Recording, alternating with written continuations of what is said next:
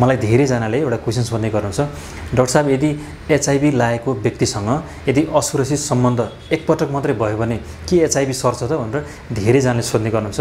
यसको जवाब चाहिँ के छ भने 100% सर्छ अथवा 100% सर्दैन भनेर त्यो डेफिनेटली भन्न सकिँदैन। यसमा चाहिँ हामीले प्रोबेबिलिटी अथवा सम्भावनाको कुरा मात्रै गर्ने हो। सर्न पनि सक्छ, नसर्ने पनि सक्दछ। यसमा दुई चारवटा कुरा हामीले बुझ्नुपर्ने पनि हुन्छ। जस्तो कि एचआईभी लागेको व्यक्ति जो छ उसलाई एचआईभी लागेको उसलाई थाहा छ कि छैन, पहिलो कुरा यो। दोस्रो कुरो, थाहा छ भने एचआईभीको ट्रिटमेन्ट रेगुलर रूपमा नियमित रूपमा उसले लिएको छ कि छैन, अथवा उसको भाइरल लोड कति छ, त्यो पनि महत्त्वपूर्ण हुन्छ। एचआईभी लागेको छ तर नियमित रूपमा औषधि लिइरहेको छ र अर्को कुरा चाहिँ भाइरल लोड एकदमै लो छ भने त्यस्तो व्यक्तिसँग असुरक्षित सम्बन्ध भए पनि सर्ने सम्भावना चाहिँ लगभग हुँदैन।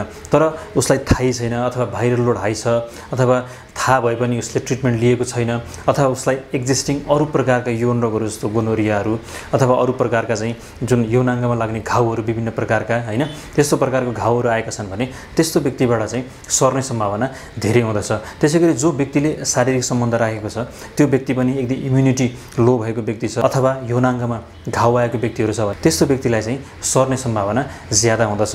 अथवा महिला र पुरुषकै कुरा गर्ने हो भने पनि महिलालाई चाहिँ पुरुषलाई यदि एचआईभी लागेको छ र महिलासँग शारीरिक सम्बन्ध भयो भने पुरुषबाट महिलालाई सर्ने सम्भावना ज्यादा हुँदछ। तर महिलालाई एचआईभी भएको छ र पुरुषले चाहिँ उसँग सम्बन्ध राखेको छ भने त्यो पुरुषलाई चाहिँ एचआईभी लाग्ने सम्भावना चाहिँ कम हुँदछ। महिला र पुरुषमा चाहिँ महिलालाई सर्ने सम्भावना ज्यादा हुँदछ भने पुरुषलाई सर्ने सम्भावना चाहिँ कम हुँदछ।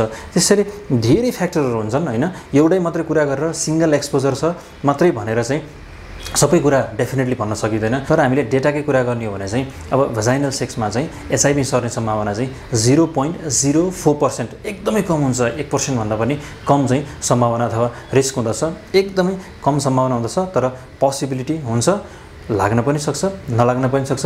डेफिनेटली भन्न चाहिँ गाह्रो हुन्छ।